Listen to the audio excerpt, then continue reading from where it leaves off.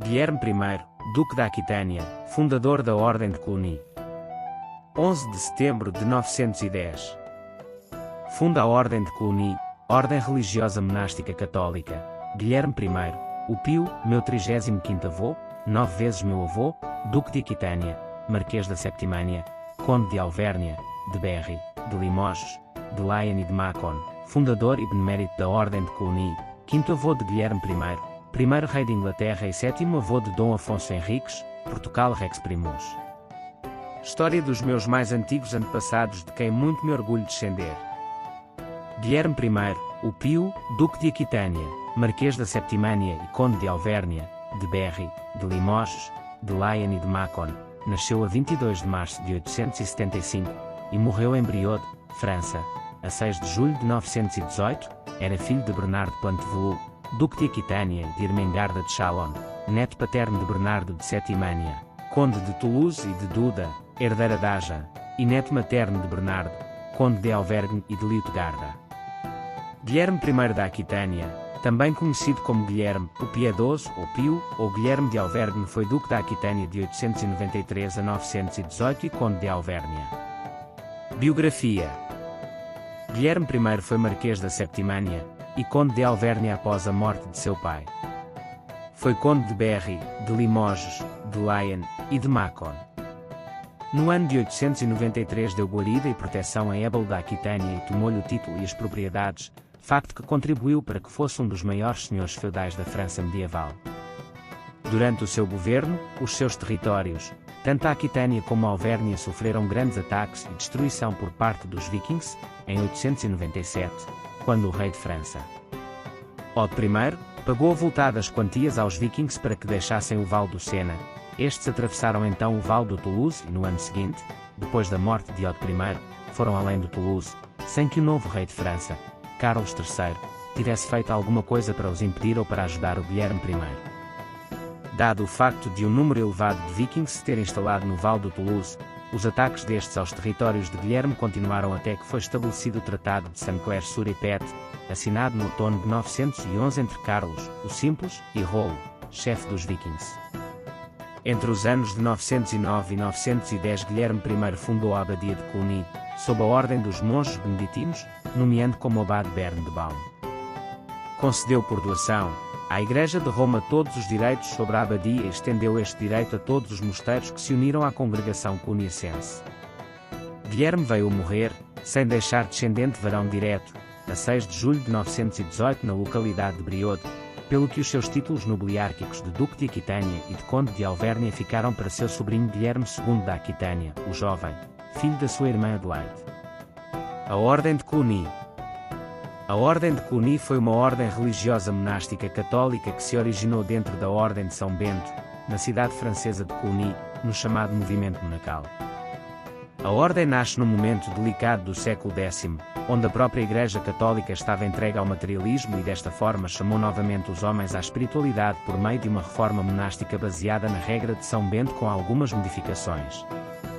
Durante 200 anos, Cluny teve apenas 6 abades, sendo 4 deles canonizados, Odão, Odile, Mailo e Hugo de Cluny.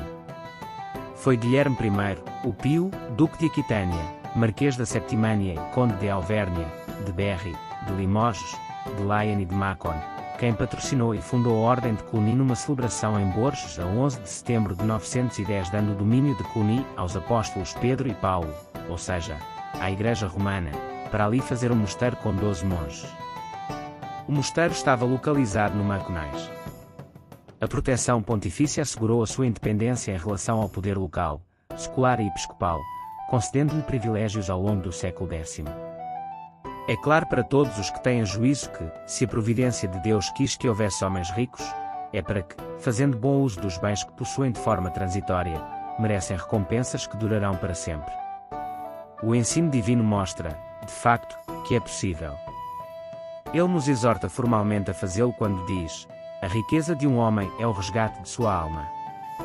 Assim eu, Guilherme, Conde e Duque pelo dom de Deus, meditei cuidadosamente sobre estas coisas, e desejando prover minha salvação enquanto é tempo, julguei sábio, mesmo necessário, colocar em benefício de minha alma uma pequena parte dos bens temporais que me foram concedidos. Saibam, pois, todos aqueles que vivem na unidade da fé e na esperança da misericórdia de Cristo que, por amor de Deus e de nosso Salvador Jesus Cristo, entrega aos apóstolos Pedro e Paulo a propriedade do domínio de Cluny com tudo o que depende disso. Estas propriedades localizam-se no concelho de Mâcon. A doação ao papado visava sobretudo assegurar ao mosteiro a proteção e garantia da Santa Sé, respeitada na época, mesmo com poderes reduzidos. Guilherme, o Piedoso, quis assim impedir que qualquer domínio leigo fosse exercido sobre o mosteiro. Queríamos inserir neste ato uma cláusula em virtude da qual os monges aqui reunidos não estarão sujeitos ao jugo de nenhum poder terreno, nem mesmo o nosso, nem o de nossos pais, nem o da majestade real. Nenhum príncipe secular, nenhum conde, nenhum bispo, nem mesmo o pontífice da Sé Romana, pode apoderar-se dos bens dos ditos servos de Deus, nem subtrair uma parte deles, nem diminuí-los, nem trocá-los, nem dar-lhes lucro. Rogo-vos, pois, ó santos apóstolos e gloriosos príncipes da terra, Pedro e Paulo, e a vós, pontífice dos pontífices, que no trono da Sé Apostólica, excluís da comunhão da Santa Igreja de Deus e da vida eterna, pelo em virtude da autoridade canónica e apostólica que recebestes, os ladrões, os invasores e os saqueadores destes bens que com alegria e espontaneidade vos dou. Sede os guardiões e defensores deste lugar de Cluny e dos servos de Deus que ali habitam. História da Abadia de Cluny.